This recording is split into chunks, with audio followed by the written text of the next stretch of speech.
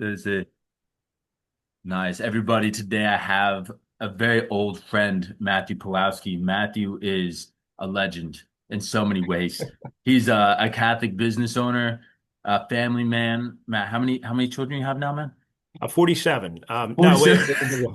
No, no, no, no. We're raising six right now. Six. Bro, I'm one of six. Matthew Oh, is yeah. Matthew is the man. So everybody, you're gonna hear a lot today, a lot of amazing stuff. He's gone through the grind, the school of hard knocks in his life. And Matt, bro, thank you for being here. I'm really excited, man. Well, Max, I feel so welcome to be here getting introduced as old. That's always a great start. Hey, I'll take it as a compliment, right? We're supposed to Yeah. be more wisdom with age. So as long as that go in hand, we're good to go. Oh yeah, my man. No, well, Max, of course, goes way back. Boy, just one of the most dynamic, amazing people I've ever met in my life. Everybody that knows him knows the same thing. I'm not telling anybody anything that knows him. There's a reason why I picked Max for my first child's godfather. I mean, he's just the coolest, awesomest guy to interact with, and here I am. So hopefully, I have something to add. I Thank you, do man. my Thank best. you. That's honestly that's really nice, man. Thank you for that. Hey, before I get emotional thinking about my goddaughter and everything, let's go into the questions. The three questions that I ask everybody, I'm gonna just get into it, is Sure. uh for you personally, what is your key to success? So I would say. In many ways, I've not been successful oftentimes, but when I have, I think one of the first things is understanding what success is because we see so many multi-million dollar speakers out there talk about success in ways that honestly are not accurate. A lot of them define success as not even being a destination, but just the journey to get there. Which I generally I would say I blanket disagree with. In other words, as a Catholic, my destination is heaven, and everything between this moment and that moment is part of the plan. And anything that helps me get there is part of the plan. Anything that's not helping me get there is not part of the plan. So I think a destination is in order to speak of when it comes to success. However, we got to back that down. I want my vehicle to go from point A to point B. I need to put gas in it, which is not something spiritual. So, to answer your question, we're going to bring this way, way, way down. But to really understand what do we mean by success, success in marriage, success in life, success in finances, et cetera, et cetera. So really to have that and to envision, to see it, um, to not just have vague concepts of it, but to really say, okay, I need to be here, here, here, measurable things at a certain amount of time. And in one concept I really like is where it's said that you speak it into existence. It kind of sounds a little weird. I know a lot of people get weirded out by that. But of course, even in the Bible, I mean, God didn't create the world. He said, let there be light. He literally spoke it and then it happened. And my wife will tell you there's so many times when we don't have the resources to do something, finances, whatever, time. And we've come to the point where a lot of times we just say, not, we can't do this, therefore we're not, but rather we should do this, therefore how? Completely different 180 mindset where we lock onto this would be a very, very beneficial getaway weekend for our family, for instance. Um, we as it is now we can't make it happen. It's not going to connect the dots. And then way more often than not, we say we're going to do something that we'll say is impossible, and we end up doing it over and over and over and over just by saying it, speaking it, focusing on it, obviously prioritizing on it and getting to that, but to actually speak it into existence to an extent. And I know like in business and different things so often, they say one of the biggest determinations of those that succeed and those that fail. It just comes down to a perseverance. No matter what happens, you keep going. You just keep going. You just keep going. And that could be an extreme where, there could be times when you keep going, but you're going down the wrong road. So, and that would bring us through some of the other questions I know you have, where perseverance is a wonderful thing. But if you're on the wrong track, you don't want to persevere, Yeah, if yeah. that makes sense. But if you're on the right track and there's just obstacles that you have to overcome and learn from and benefit from, then it's just one of the biggest determining factors. They say, you look at the Jeff Bezos, the Elon Musk of this world, just the amount of overcoming that they've done on so many levels for so long. that's why they've made it to where they are in a lot of ways. That's what I found, if that makes sense. I mean, well, two things. First of all, before I even had you on today, there was something in my mind. I said, I really, really hope Matt talks about a properly ordered perception of success because I know that you're somebody that always has that in mind of like what's the properly ordered thing. So I was thinking, okay, well, I have to ask him to say it, but you like right out the gate just said, no, let's establish a proper perception of what success is. And that I think that is so important because a lot of people, it's easy to answer that question, implying they have a bias, they have an implication of what success is, right? If I say success, somebody may hear that and say it's financial, right? And you immediately you establish that, and that's a beautiful thing. And with that in mind, perseverance. You can sum up what you just said. The key to success, perseverance. Yeah, I love and that. such. I mean, you look at anything. It could be finances, marriage, business. I mean, repairing a lawnmower, getting frustrated and throwing it in the next yard. I mean, it's just perseverance is such a key element to success, right? I Yeah. mean, that's just a given. And quickly, so everybody understands would you mind explaining what you have both as a business owner as well as a family man, what both of those look like? Wow. So it's actually probably more complicated than you even know. I'm actually in a transition right now from a business owner to a different business owner, from one for-profit business to another for-profit business and a nonprofit business in addition. So Oh, whoa. yeah, we got while raising six kids. No, so I mean, basically on the business side, I was 13 years old. I went to a mower shop to buy a belt. They said, "You seem to know something. Are you looking for work?" Well, yeah, sure. We'd whack 15 minutes, get handed a $20 bill. I mean, that's big money when you're 13 years old. But two generations, small engine repair, learned a whole lot in 15 years, bought the company, ran it for 13 more years till this past September. So 28 years experience in the small engine world. Obviously learned a lot of what works, what doesn't work. You know, expanded an incredible business and stuff like that. Um, then on the personal side, I was a young single guy to begin with. Then I met my wife in 14, married in 16, first kid in 17. You know, now we have six we're raising. And all along since I mean, I was doing the geeky, inventive type of geek stuff when I was 5, 6 years old. You know, I look back and it just, I never really tracked with anybody that thought like me. You know, they were playing a video game. I was like designing something mechanical, electrical that was going to make my toy run, not on batteries, but on my dad's 12-volt charger for his car. Just all kinds of crazy stuff. But you can't spend 28 years, basically 6 days a week, you know, working on machines and not come up with ideas. So my current list is about 88 inventions that I'm looking to bring to market in one way or another, one time or another. So literally, what next level inventions should be up within a week.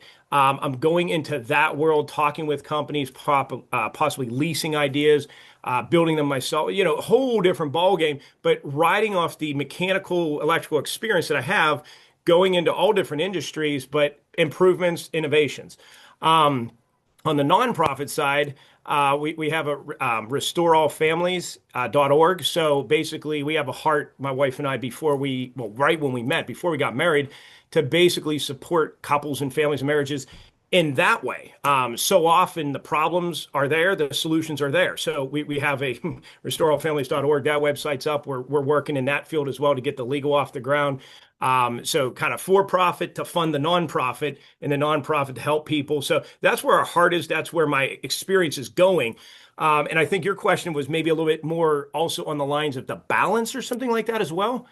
Well, more just so that everybody can get a picture of you and your Okay. life, because it's one thing to say like, oh yeah, you own a business and have a family, Mhm. but to own a business, be transitioning to another one, have a non-for-profit, be raising six children, and to have started it all when you said 13, 14, I was 13 when 13. Yeah. yes. There's one guy I interviewed a couple interviews back that he's 18 now and like He's done a lot. He's done the door knocking and stuff in order to overcome his fear of failure and so on. Yes. And there's something that is extremely powerful of starting young. It is not There to is. say that it's bad to Yeah. start later or that it's wrong to start later, but No, no. there's something about starting young that is indicative of a very strong mindset. And that's Oh, something sure. that I hope you're teaching your children because man, I love that. I love that. Well, we're definitely putting the work ethic in them the best we can.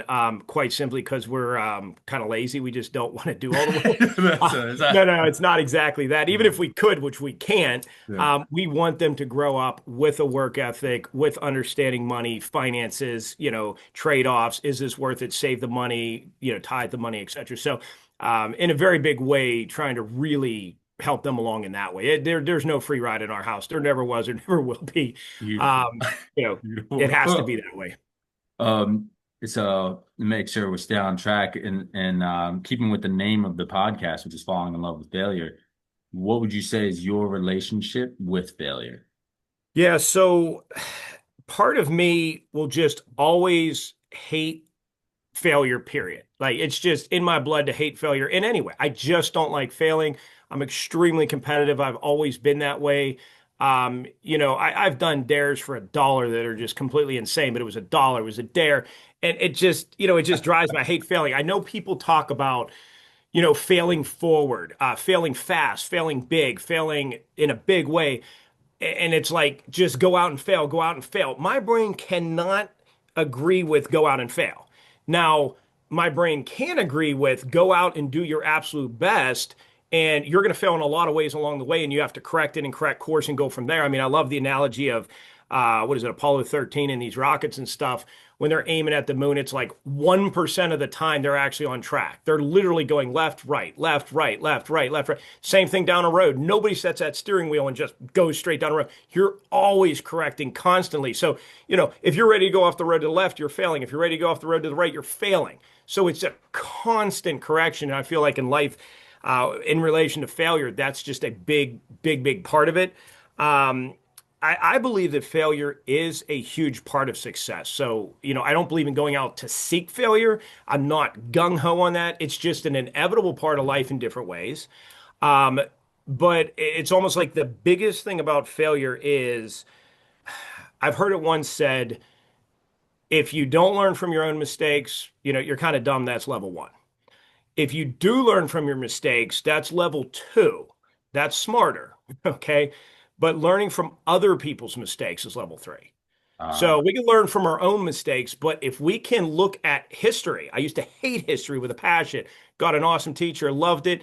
Um, just no matter what it is in life, if we can look at history, our own history, other people's history, but to learn from other people's mistakes, you're learning from failure, but you didn't do it. So it's even better. You're not having the negative consequences that unfortunately they went through, whether it's political, whether it's family, whether it's marriage, especially marriage and stuff. We love analyzing and talking about my wife and I, just to come up with solutions. What happened? What went wrong? When did it go wrong? What could have prevented it, etc. So that cause and effect, cause and effect, cause and effect. If it could be somebody else's cause that did something wrong, perfect. So I guess to say, the my relationship, I think you said with failure, that was kind of the question, is, number one, learn from it. And the more you can learn from other people, the better. And of course, don't let it get you down. How many of us have made so many mistakes? I can think back to my past, just so many poor decisions with big consequences. One little thought differently, one little realization, one little calculation in business, so many mistakes. Perseverance comes up again. You just get over it. You move forward. Absolutely. that's great. A lot of people, either on the podcast or out in the world, if I ask them that, how they relate with failure, the normal answer and the one that I absolutely understand is that, you fully embrace it. There's a lot of intimacy with it, right? I love how you look at it is like there's different stages of how you can work with it, and you have to work with it in those stages like all the time. But the best, and it's not the first time I've heard this, except I read it from a book, a fiction book, funny enough. But the idea of no. if somebody else has already done the work, so to speak, Yeah. then just get that from them. You don't Yeah. need to go through it yourself. That's great. Speaking Oh, coming from somebody who started at 13, for a job and growing into a business, I think that's a lot. There's a lot to be said about that. Like, hey, everybody, failure is awesome. Work with it. But if you see somebody else failing, work with that. yeah. Yep. That's fantastic. Yeah, and I would say maybe just to add, I think maybe you can relate to this other people on this podcast. Other people's mistakes maybe that hurt you personally or hurt your children or your wife or whatever are always painful, but sometimes the hardest is me. What did I do to make that mistake? And it can kind of paralyze you. And there's one little clip of a movie that comes to mind. Perhaps you see it. Have you seen We Were Soldiers? Oh yeah. Okay. So the Broken Arrow incident, Yeah. when the GI makes a mistake, calls in horrible fire on enemy on friendly fire on his own soldiers, and just watch them just burning to death. Just such a horrific scene. And then Colonel Moore just says, you are the one keeping us alive. You forget that." And the man is completely paralyzed. You can see it in his face, just incapable of making the next step. And then leadership speaks into him. It doesn't matter how painful, how much guilt, how much you must forget that. You must go on. And he starts calling out new coordinates. And just that split second decision that I need to leave all of this in the past. I'm needed for the next second, for the next minute, or more people are going to die. And just to make that decision, just to see that, to me, it's just so inspiring. Just to watch that clip, it just kind of resonates sometimes, if that makes sense. Absolutely. And especially to the fathers who hear that. That's something that's important. It's easy to think of that, yeah, in business, but when it's in your own household, We that's all make important too. mistakes. Yeah, man. Absolutely. Just to go forward, we cannot freeze. He was frozen. You could see it. And so yeah, absolutely. Yeah, man. That's great. Now I got to rewatch the movie. I love that. I You're remember making that me scene, want to but I got to rewatch it. rewatch it. Yeah. It's just there's so much there. There's so much there, for sure.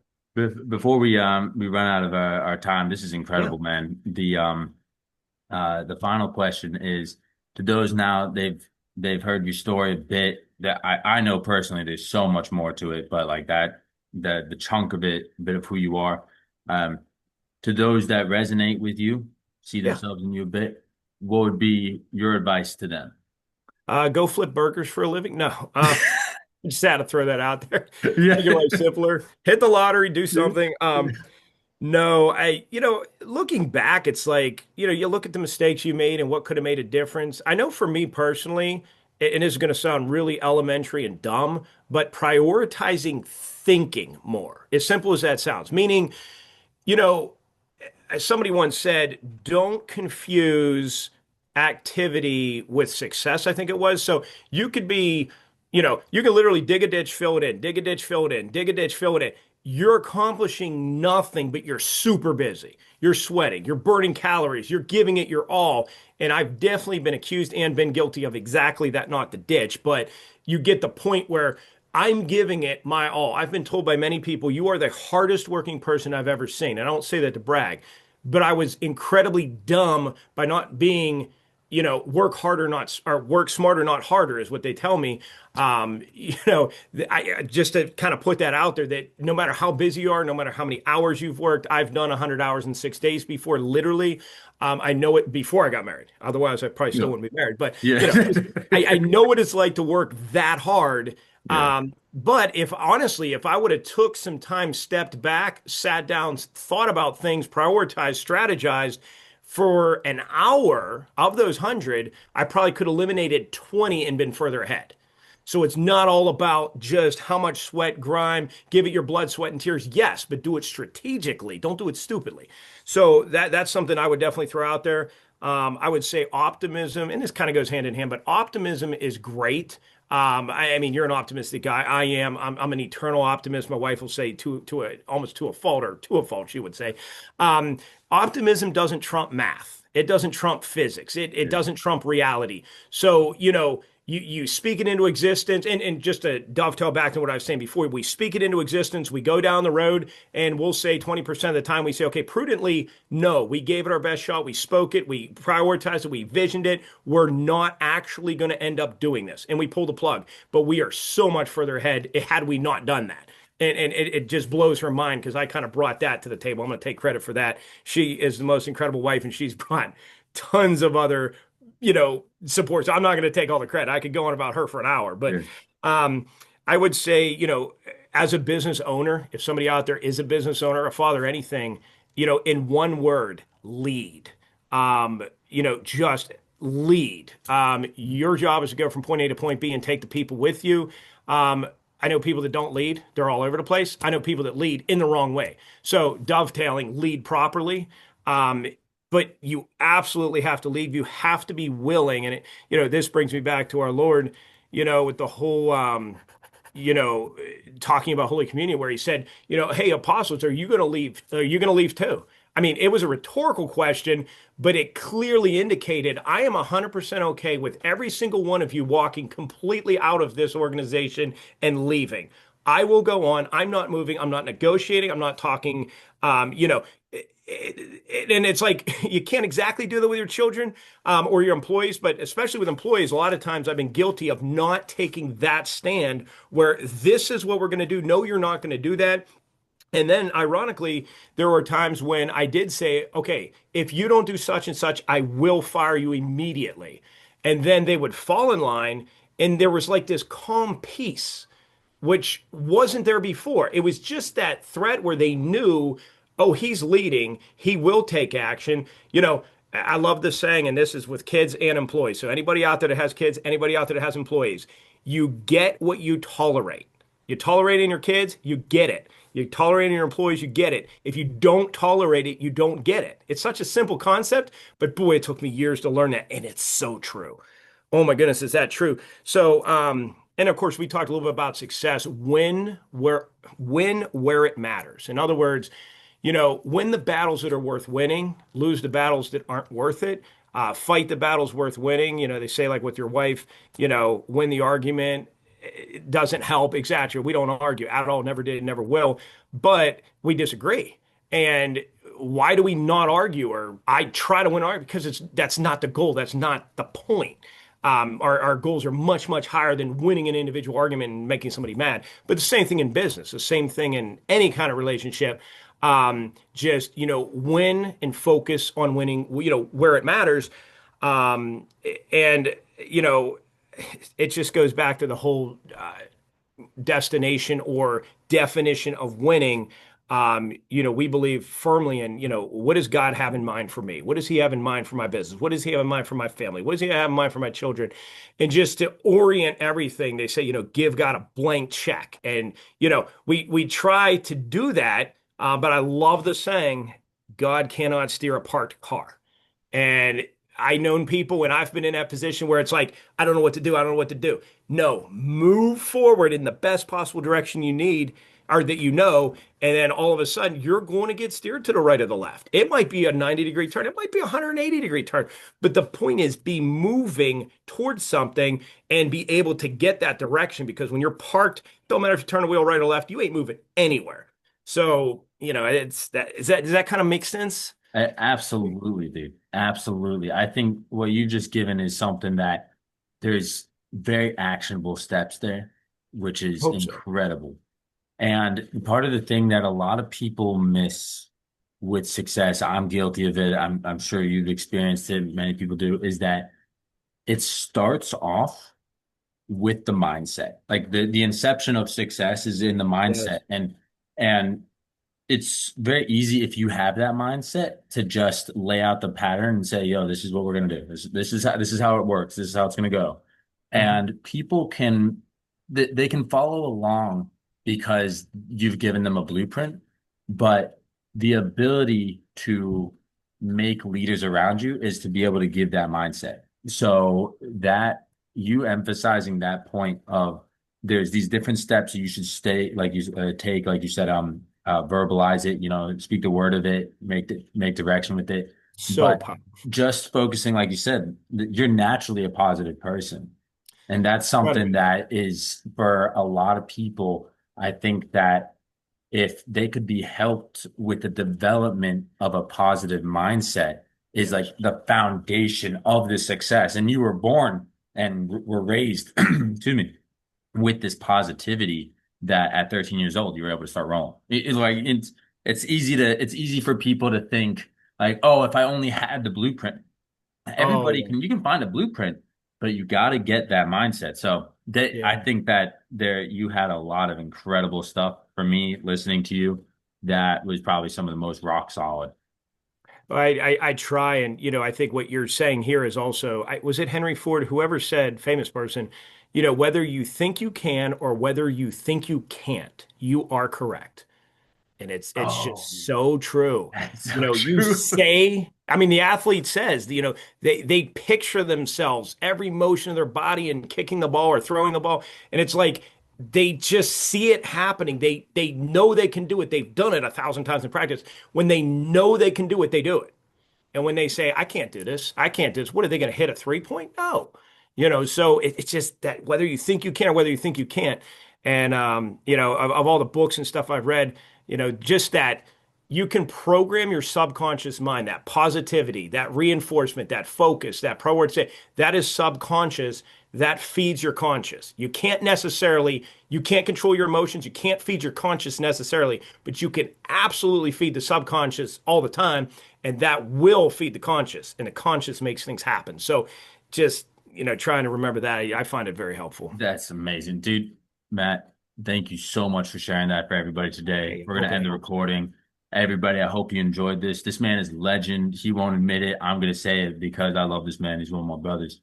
Matt, thank you again for giving that to everybody. Hey, I'm just glad if I can help one person out there. It's 100% worth my effort and my time. God bless everybody, and I just wish everybody success in all the ways that matter. I just basically I don't care if you have success in some way that doesn't matter at all. It doesn't impress anybody, doesn't help anybody, but just in all the ways that truly matter. And Max is just on the cutting edge, apparently, of helping people in such a big way. So I'm extremely honored to be on here. Like I said, if I can help at all, hey, thank you Oh, so much. and you already have, man. Well, to everybody else, thank you. You have a great one. Thanks.